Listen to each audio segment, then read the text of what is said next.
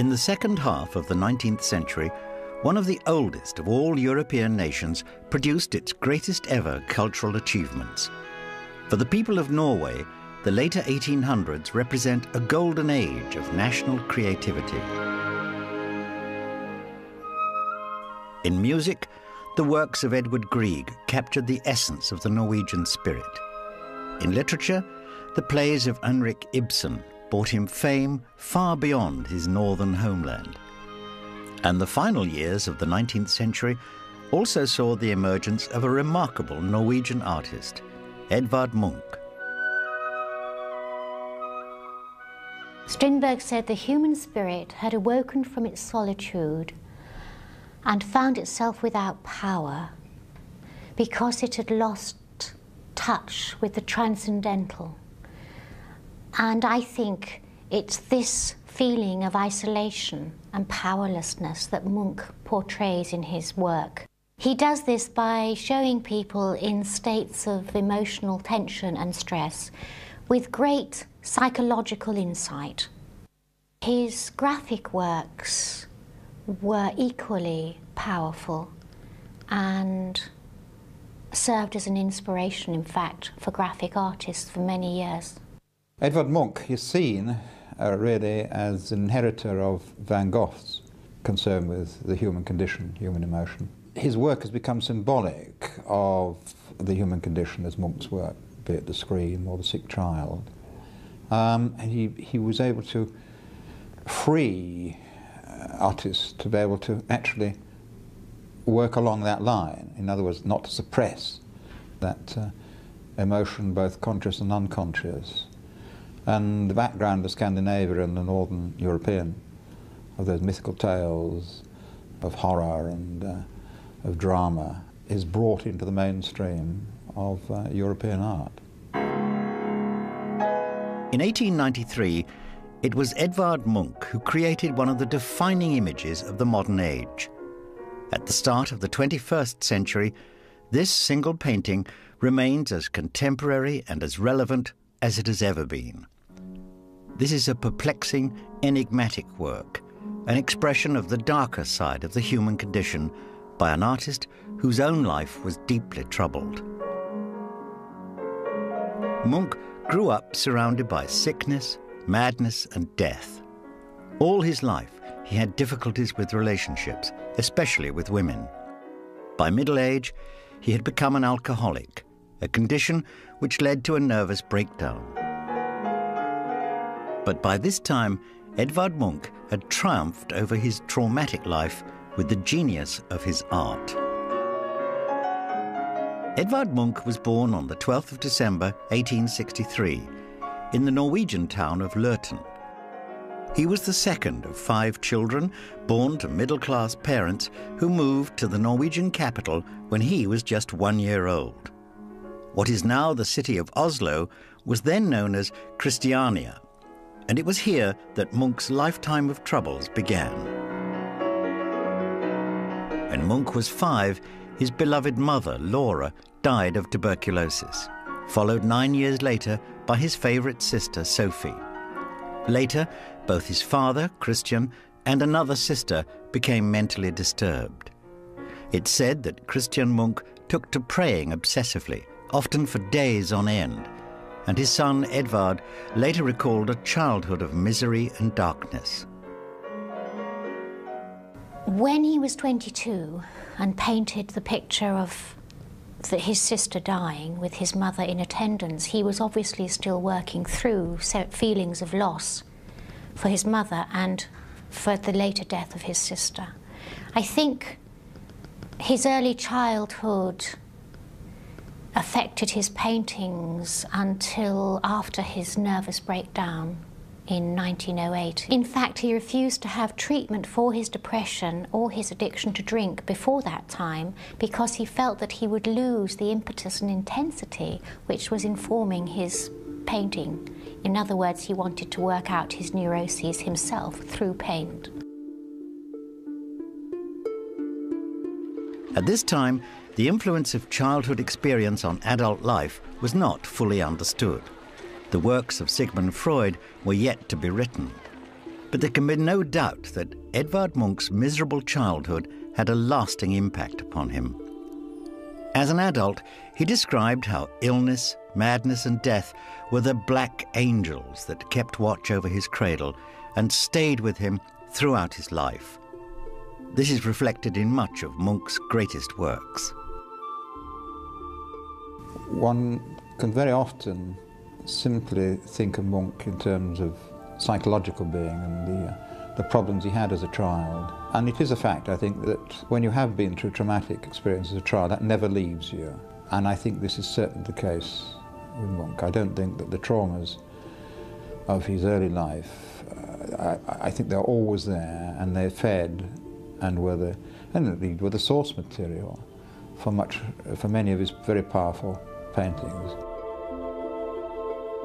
Munch's childhood could be described as tragic, and its effects never fully left him as an adult. But his early years did have occasional consolation. Following his mother's death, he was looked after by an aunt, Karen Jolstad, a woman with a hobby that was to play a significant part in Munch's life. Jolstad was an amateur painter, and under her guidance, her nephew developed a talent for drawing. By the time Edvard Munch neared adulthood, he had also taken up painting, and his life's passion was beginning to reveal itself. By the age of 17, after a brief spell spent training as an engineer, Munch enrolled at the Norwegian State School of Arts and Crafts. His tutor, Julius Middleton, was a sculptor whose work followed formal and academic conventions. The young Munch soon found himself seeking out more radical influences and became involved with a group of young artists led by the naturalist painter Christian Krogh. Along with another Munch acquaintance, landscape painter Fritz Thaulau, Krogh organized alternative exhibitions of contemporary art. It was at one of these events that Munch showed this early canvas, Morning, a naturalistic, sympathetic image influenced by the work of his one-time master, Krogh. The initial critical reaction to this painting is not known, but it's likely to have been unfavorable. Munch's early works were heavily criticized, especially when he became involved with an even more radical group of creative minds, the so-called Christiania Bohemia. This was an avant-garde movement of intellectuals and artists led by Hans Jager, an anarchist thinker who later sat for this powerfully constructed Munch portrait. This was not the last time that Munch found himself associating with free-thinking intellectuals, but by 1885, the 21-year-old painter was keen to expand his horizons. When his friend, Fritz Thaulau, gave him the chance to travel to the very center of European artistic life, he jumped at the opportunity. In the autumn of 1885, Edvard Munch arrived in Paris. It would not be a long visit. Just 3 weeks after his arrival in the French capital, Munch returned to Norway. But his first exposure to life in Paris gave him a lasting taste for the city. It also gave him a chance to experience the most exciting contemporary development in the world of art, the Impressionists. Here was colour, here was form, all of them, if you like, shattered, but great excitement, great life. There's a sense of happiness, and that must have been something which he probably felt uncomfortable with. A lack of seriousness, perhaps, is a better way of putting it. But it must have been an impact, I mean, there's no doubt about it. And that what happened then was, of course, that he didn't block it out. He drew from it, and this use of colour particularly is something that he drew from it, and began to use to great effect. When Munch came to Paris and saw Impressionist paintings, the people he was most interested in were Pissarro and Monet. His palette lightened as a result of this, and his paintings became less gloomy, therefore, less heavy. He used the Impressionist brushstroke, but was never completely taken over by their desire to paint what they saw immediately in front of them, often pictures of happiness and gaiety. He just took what he felt was useful for him in the matter of technique, really. When Edvard Munch left Paris, there's no doubt that he had been inspired by the revolutionary work of the Impressionists. In Norway, his brushwork became freer and his colour more subtle. His friend, Christian Krog, described him at the time as Norway's one and only Impressionist. However, Munch avoided the shimmering landscapes and bright scenes of bourgeois leisure that inspired such Impressionist artists as Monet and Renoir. Instead, he sought to convey a sense of melancholy, reflective of the sadness caused by his upbringing. The death and illness which dominated Munch's childhood are reflected in the scenes of the deathbed and sick room with which much of his work was concerned. Painted shortly after his return from Paris, his first important canvas, The Sick Child, is an example of such subject matter. Sick Child is the painting he did when he was around 22 and still working out his feelings concerning the loss of his sister and his mother.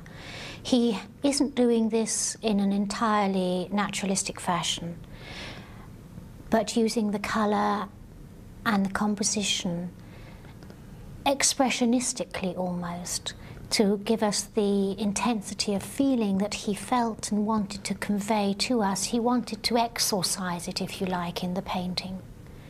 So it is a very touching work. Manipulation of colour and the effect, for instance, of the child's pale face, yet vivid red hair, and yet strong and looking upward and out, and the mother, full head of hair, dark hair, but bowed, so that her head really merges into her dress and her body. Then the use of the green around, a green which, once again, words begin not to be of any use. The impression they give, the visual impression they give, simply emphasizes this, the tragedy, and yet the strength and the weakness of this particular setting. It's a deeply human work, that. And he did work over it in a number of variations over the next few years. It's as if it was a constant recurring theme that he wished to come back to. This melancholy work is now regarded as Edvard Munch's first masterpiece, and it launched him into a period of youthful productivity.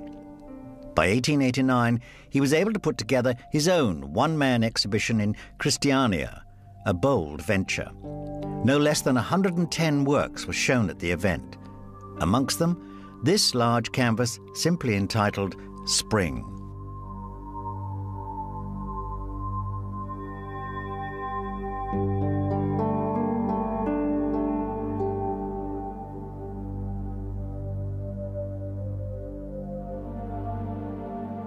Other pictures on display included this image of Munch's sister, Inga on the beach, a picture whose sense of loneliness can be seen as reflective of the existential thinking of the 19th century Danish philosopher Søren Kierkegaard.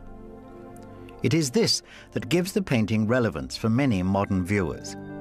But at the time of the artist's first show, it was his more conventional indoor image of spring that made the biggest impression. The canvas was well received and helped to make Munch's name in his home city. The success of the painting also prompted him to apply for an official state scholarship to return to Paris to study under the academic painter Léon Bonnard. His application was accepted, and Edvard Munch was soon back in the French capital. His first visit had lasted only 3 weeks. His second lasted 3 years. In late 1889, Munch arrived at the studio of Léon Bonnard to begin his studies. However, frustrated by the experience of a formal master-pupil relationship and the conservatism of his tutor, he left after 4 months. Much had happened since Munch's first visit, and the Parisian art scene was now alive with new ideas. Impressionism was giving way to post-impressionism, and the last Impressionist exhibition in 1886 featured the revolutionary neo-impressionism or pointillism of Georges Seurat. Like many other artists, Munch was enthralled by the potential of this dot technique. And Seurat's influence is clearly evident in Spring Day on Karl Johann Street, painted in 1891. However, Seurat's effect on Munch's work was brief. Of more lasting influence was the work of another post-impressionist, Paul Gauguin. In the late 1880s, Gauguin's canvas Vision After the Sermon was completed and was to be regarded as an early example of symbolist art. Munch enjoyed the decorative effects of Gauguin's painting, and from other symbolist art, say Redon's works, for example, he liked the psychological insight which he saw, which was often quite horrific, in fact. But it was this psychological truth that he was drawn to in the symbolists. Many admirers of Munch consider Gauguin and the symbolists to have had the most profound influence on the development of his work. In the early 1890s, Munch adopted the symbolist use of colour and a flattened, simplistic rendition of form that can also be seen in Gauguin's finest work. However, like the effect of Seurat on his work, symbolism was not a lasting influence. One of the great strengths of Scandinavian culture is its concern with myth and therefore conveyance of truth through events which may or may not be factually correct, and the development of that into the sagas, the great myths which resound throughout history in the world. And the symbolists must have therefore, there must have been an echo of that in the symbolist movement. Munch was also interested in the growing Art Nouveau movement, with its exaggerated emphasis on long, flowing lines. He was also aware of the achievements of the tragic figure of Vincent van Gogh, whose later works used frenzied, curving lines to express his own emotional trauma.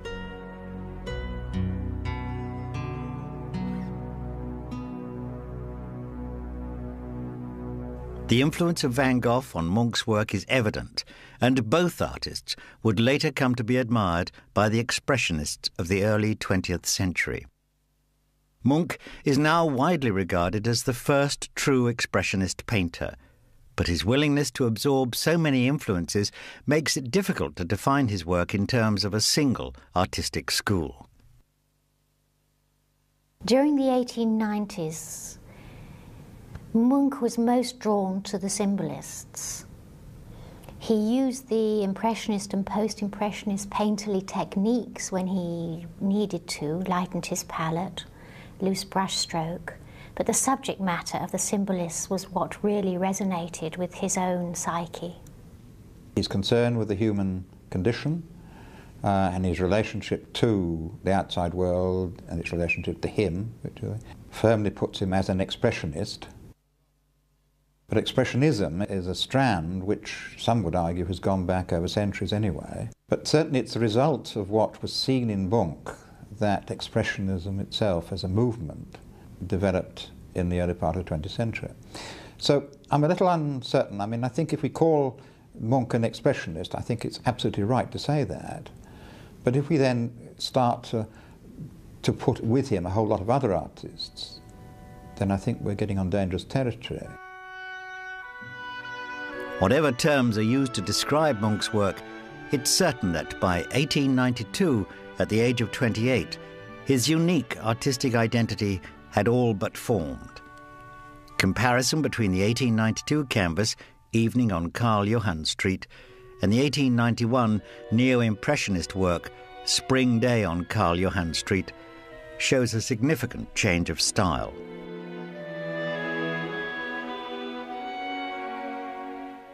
The later canvas is a more modern image, full of the alienation and angst that would characterize so much work of the 20th century.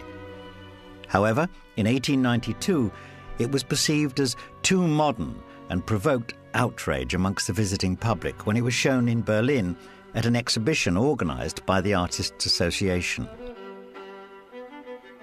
In the 1892 Berlin Artists Studio exhibition, Munch exhibited 55 paintings. The exhibition had to close after a week, and his work was called an insult to art, so the critics and the public reacted very adversely to what they saw: the passion, the power, the miserable subject matter, the psychological subject matter. Munch's work was so unacademic that the public found it difficult to accept it. The 1892 Berlin exhibition was forced to close after just 1 week, but the controversy made Munch a famous figure in Germany. The following year, he began to show his work at a succession of exhibitions in cities such as Dresden, Dusseldorf, Munich and Cologne. Early in 1893, he decided to settle in Germany, and it was in Berlin that the full genius of Edvard Munch was to be revealed. Once again, Munch found himself moving in avant-garde circles. He met the Swedish playwright August Strindberg, who became the subject of this portrait completed in 1892. Munch's friends also included the Polish novelist Stanislaw Przybylewski, although Munch may have been more interested in his Norwegian wife, Dagny Juel. Munch and his new avant-garde friends became known as the Black Piglet Group after the drinking establishment where they met. It was an appropriate nickname. Alcohol was an integral part of the group's meetings, as can be detected in this Munch portrait of Dagny Juel from 1893.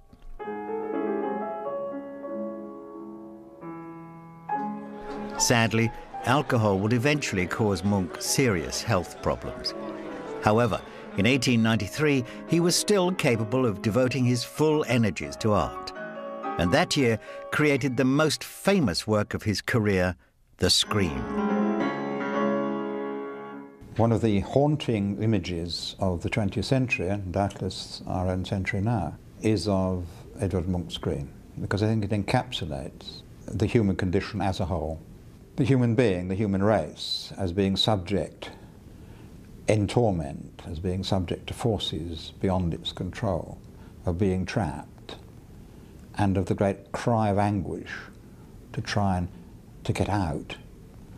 But we can look back to the early 19th century in Germany, to the work of Caspar David Friedrich, where there's haunting images of him, or figures looking out to sea with their back towards you, silhouetted darkly against the sea, which also seems to partake of that same strand of concern with the human condition and anguish.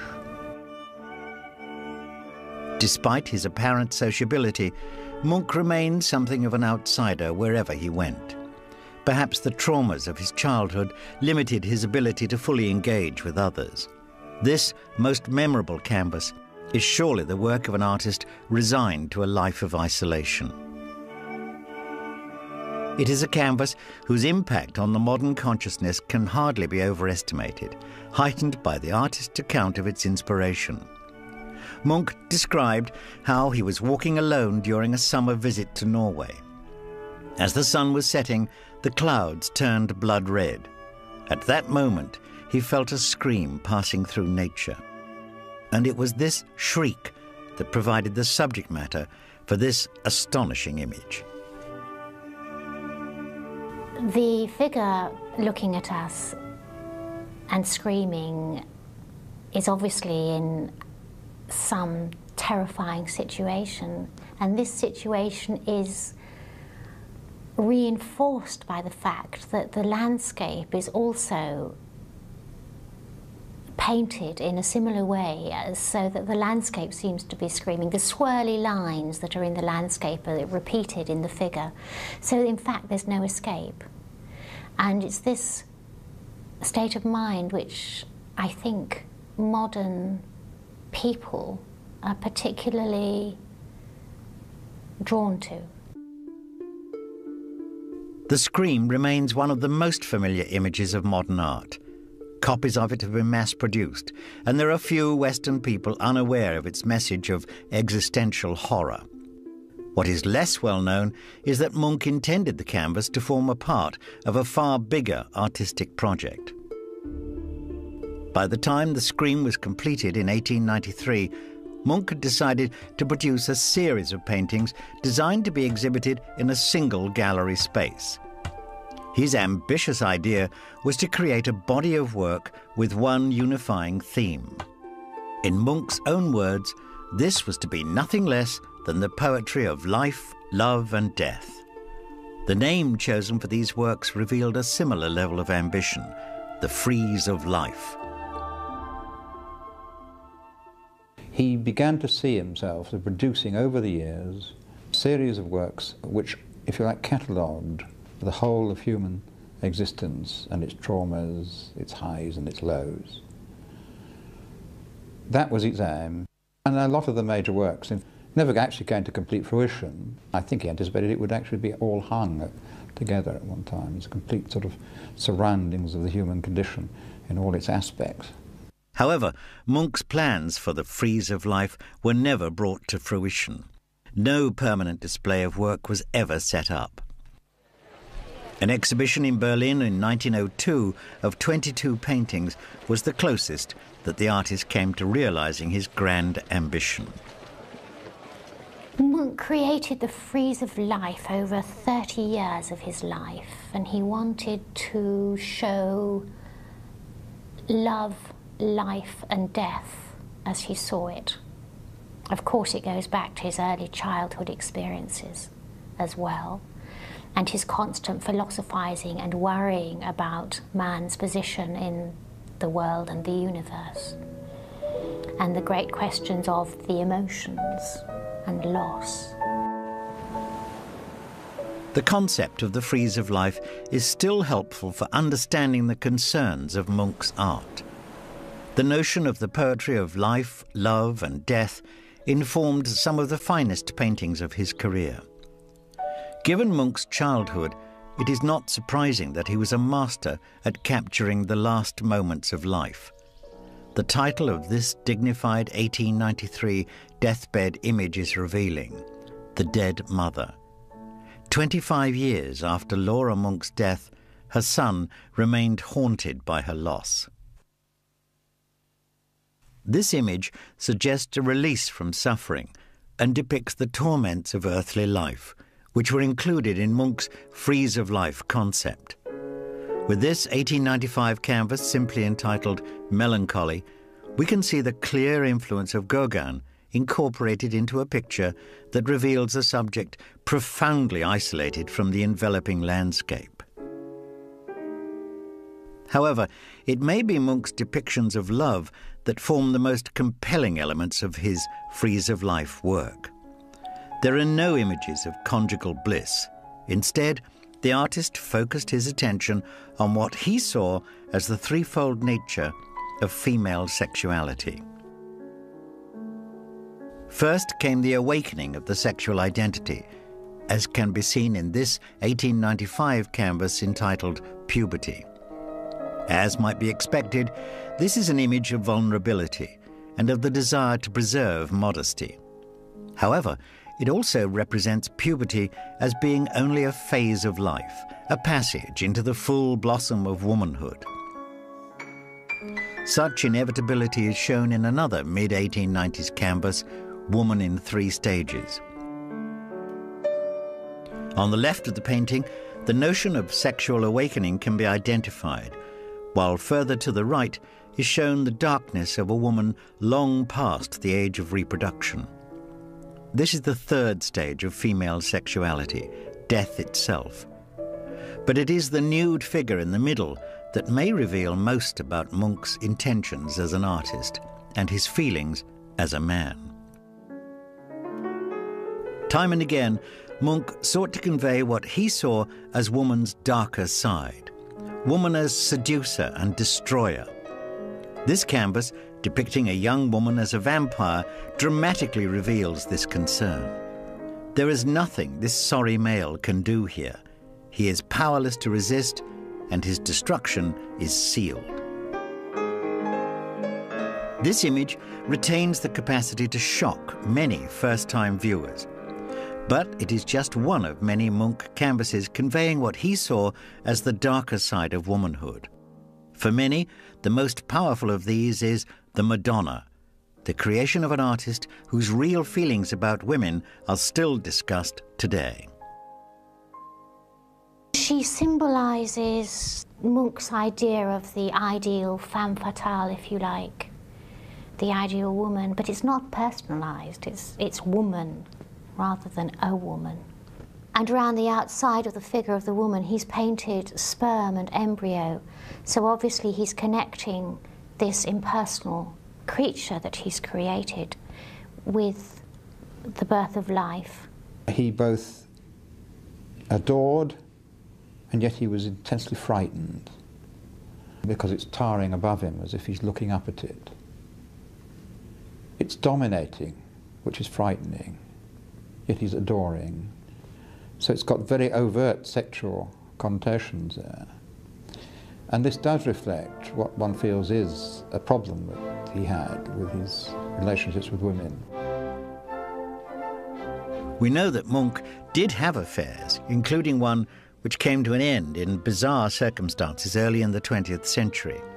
But none proved satisfactory, and his opinion of women as a whole was surely a factor.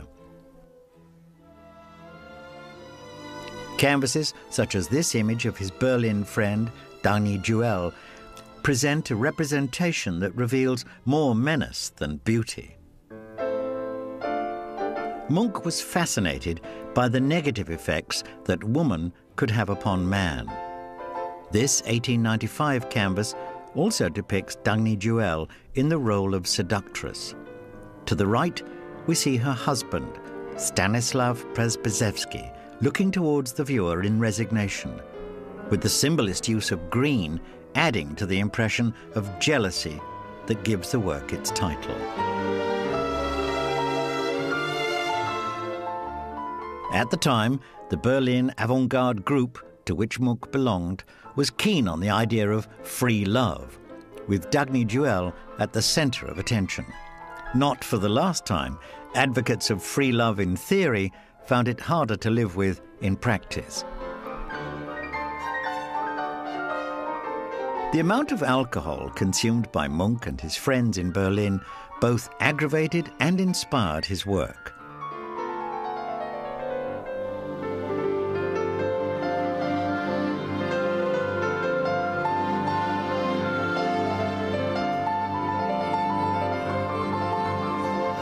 Although alcohol would later cause Munch health problems, both mental and physical, this contemporary canvas presents a powerfully atmospheric self-portrait, painted at the height of his powers. In this picture we see Munch looking at us, very pale-faced, like a ghost, emerging from the gloomy background, staring eyes, holding this cigarette with the smoke of which comes up like flames from hell, if you like. He looks as if he's liable to disintegrate into the background of the painting, in fact. There seems a mismatch between what we see and his productions, his work. To me, anyway, he seems a somewhat nervous individual, somewhat withdrawn, and yet his works are so powerful and strong. Munch's work had begun to expand into other media, and in 1894 he produced his first series of etchings, using such techniques as aquatints, lithographs and woodcuts in both monochrome and colour. Some of these prints were versions of images already tackled by the artist in his paintings. In this lithograph from 1902, Munch depicts the dangerous Madonna figure with a seemingly lifeless fetus cowering in the bottom left of the image, framed by swimming sperm. He revelled in the problems and the discipline that the print media imposed. And he used to make prints of his paintings So he saw the prints as a development, if you like, of something he'd captured in his paintings, a development and a slightly different way of looking at things. He had definite ideas about how you could use printing techniques. The etching, for example, was for line. The lithographs was for emotion and sentimental feelings. One of the things which we must remember in Northern European art is the very strong strand of printmaking. It had always been strong. Not the refined sort of delicate etching and engraving, but much more the wood cut. And Munch simply continued this on. And we see it coming through in other expressionists, in the work of people like Die Brücke, Carl Schmidt-Rottluff and so forth, at the beginning of the 20th century. A powerful use of the black and white image, sometimes coloured, but the very strong areas. And to that extent, Edvard Munch always was a printmaker, and he continued to be a printmaker and made tremendous use of it. One valuable consequence of Munch's graphic work was that it helped to spread his fame throughout Europe. By 1900, his exhibitions had been staged as far west as London and as far east as St. Petersburg. But serious problems had now begun to affect the artist's life. This canvas, produced in 1900, gives some insight into one of them. The inspiration for The Dance of Life is clearly similar to that of the Three Stages of Woman, but it presents a far more personal image. It portrays Tulla Larsen, a wealthy young Norwegian woman, and playwright Gunnar Heiberg, who introduced Munch to Larsen. Munch could not commit himself to the relationship, apparently troubled by his own family history of madness and illness. This portrayal may have been intended to depict what he thought of Gunnar Heiberg as the man who had introduced them to each other. There was a young woman who was in love with Munch, Tulla Larsen, and he rejected her. Later on, she sent her friends to see him and tell him that she was dying, and would he come? So he went. And when he got into her room, there she was, lying on the bed and not dead at all. And she sat up and had a gun in her hand and said that if he didn't love her, she would kill herself. So he went towards her to try and take the gun, and she fired a shot and damaged one of his fingers. To Edvard Munch, this whole thing presented him with death immediately, and then death didn't happen. The explosion did, but not the death, and therefore it was resurrection. In a sense, it freed him, I think, at that point. It seems to have freed him. Munch's relationship with Tulla Larsen severely affected his artistic production. This, coupled with an increasingly nomadic existence, heavy drinking, and heated public arguments with his friends, exacerbated his already unstable condition and would ultimately lead to his demise. In 1905, Munch shot and wounded painter Ludwig Carsten in a dispute. By 1908, his situation had reached crisis point. That year, while living in Copenhagen, he suffered a breakdown. Munch spent 8 months in a clinic in Copenhagen, where he was treated by Dr. Daniel Jacobsen. As Dr. Gachet had done for Van Gogh 19 years earlier, Jacobsen sat for a portrait by Munch.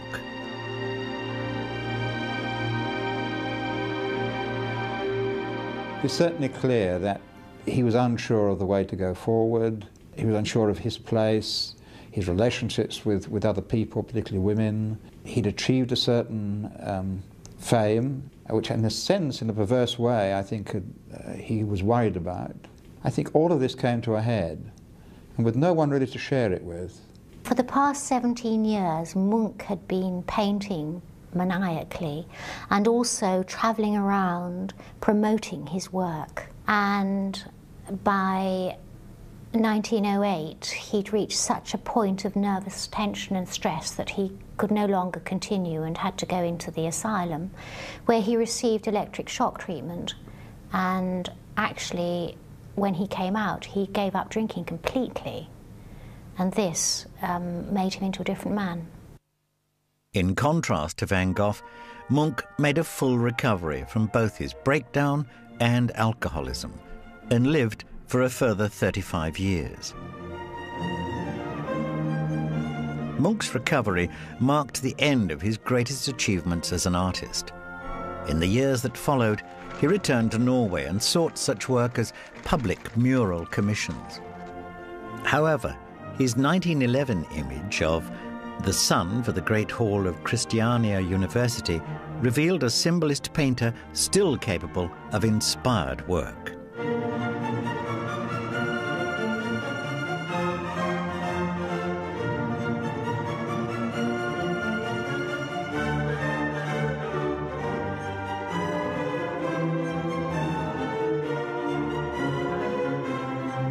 Munch also developed an interest in painting ordinary working people, of which this 1915 image of workers returning home is one of his most successful efforts.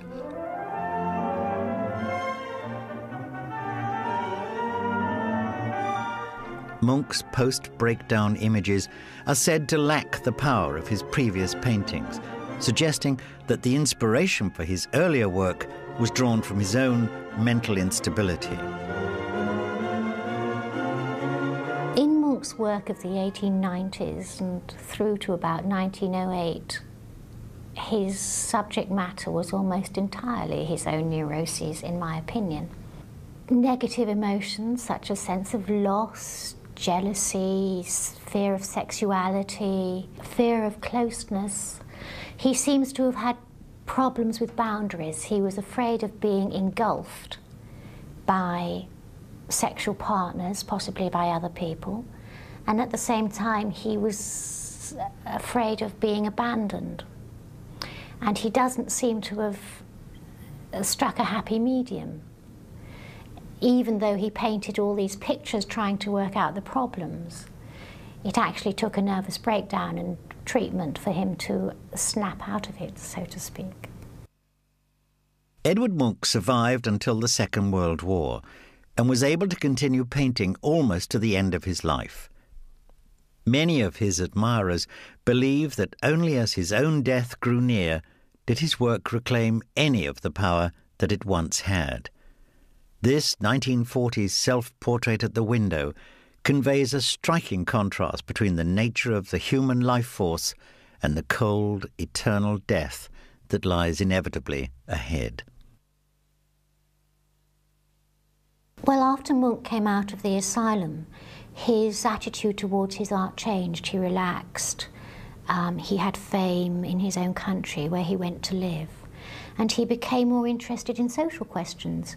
And he was interested, obviously, in work itself, because his own work had been so therapeutic, probably, for him. He was interested in other types of work. And he was interested in working men, that kind of normal life. In a sense, it was comforting, the ordinary life of ordinary people pursuing their ordinary, mundane ways, I feel was perhaps a comfort to him. On the other hand, he had also been influenced by the socialist concern that he met with in Paris, Camille Pissarro and others, and was concerned with worrying about welfare and all the things which the 20th century began to tackle: welfare, education, health, and so on. The work that Munch did immediately after his breakdown was for Oslo University. And these paintings, murals, very large, are peaceful, family-orientated, and completely lack the emotional intensity of his earlier work. And most of his later work lacks that intensity. Not all of it. Sometimes his self-portraits are quite intense. But he did scenes of the countryside, he did landscapes, villages, working men and people and women. It just lacks the focus of the earlier work. His anguish had calmed down. He was leading a more settled existence, a calmer existence. And in that sense, this was reflected in his work, which is quite natural. That was what he painted. He painted his own relationship to the external world. Edvard Munch died on the 23rd of January 1944 at the age of 80. He had emerged from obscurity and adversity to become one of the best-known artists in the whole of Europe. His triumph was in transforming the traumatic content of his life into physical form through his painting and printmaking. The enduring potency of his work, The Scream, is testimony to his achievement. His works are him, his neuroses, his attitudes, his ambivalences, his enthusiasms, his experience. He's important as an expressionist, but it is as an echo, as a mouthpiece in, for instance, The Scream, of the 20th century. Munch's work created a spiritual landscape in which the German expressionists were able to flourish. He influenced Kokoschka, and his graphic works were influential to all kinds of artists. After his death, there were a lot of exhibitions all over the world, in fact, and this spread knowledge of his painting. And today he's held in very high esteem for the intensity of his depiction of psychological human states.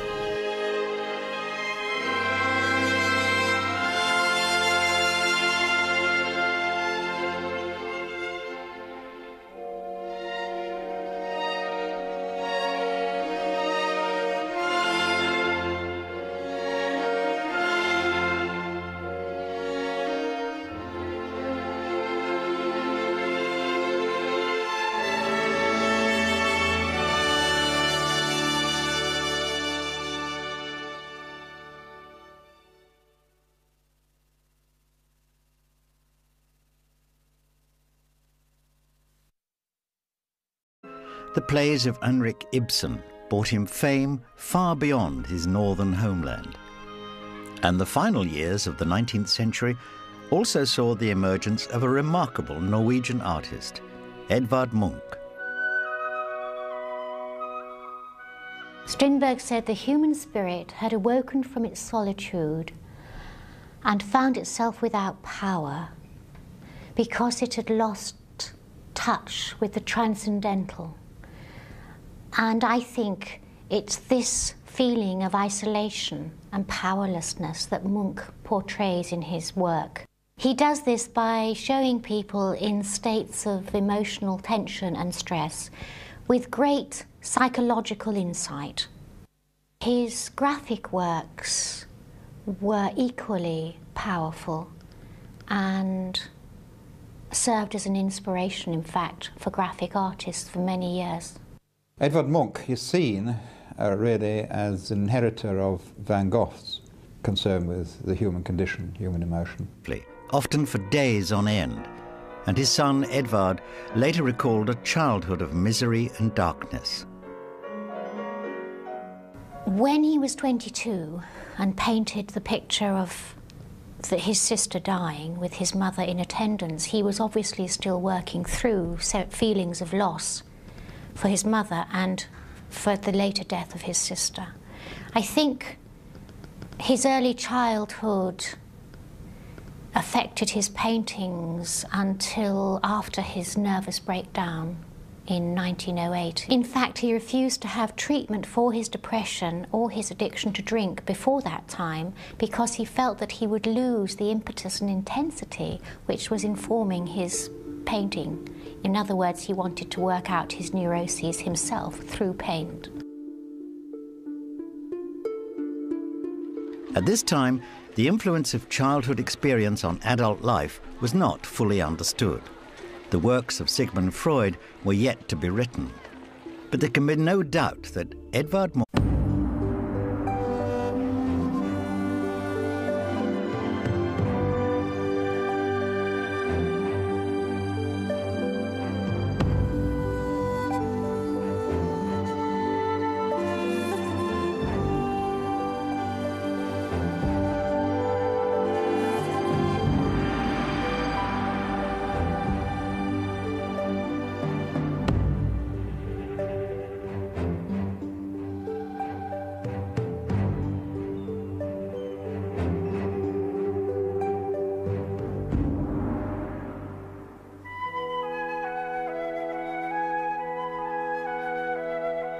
In the second half of the 19th century, one of the oldest of all European nations produced its greatest ever cultural achievements. For the people of Norway, the later 1800s represent a golden age of national creativity. In music, the works of Edvard Grieg captured the essence of the Norwegian spirit.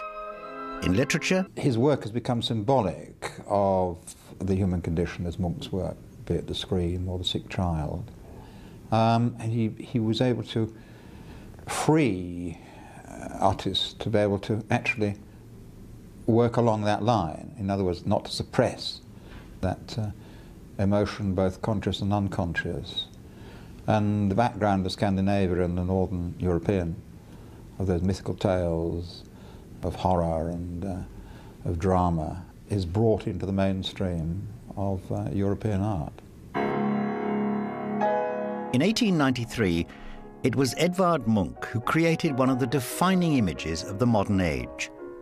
At the start of the 21st century, this single painting remains as contemporary and as relevant as it has ever been. This is a perplexing, enigmatic work, an expression of the darker side of the human condition by an artist whose own life was deeply troubled. Munch grew up surrounded by sickness, madness, and death. All his life, he had difficulties with relationships, especially with women. By middle age, he had become an alcoholic, a condition which led to a nervous breakdown. But by this time, Edvard Munch had triumphed over his traumatic life with the genius of his art. Edvard Munch was born on the 12th of December 1863 in the Norwegian town of Løten. He was the second of 5 children born to middle-class parents who moved to the Norwegian capital when he was just 1 year old. What is now the city of Oslo was then known as Christiania, and it was here that Munch's lifetime of troubles began. When Munch was 5, his beloved mother, Laura, died of tuberculosis, followed 9 years later by his favorite sister, Sophie. Later, both his father, Christian, and another sister became mentally disturbed. It's said that Christian Munch took to praying obsessively.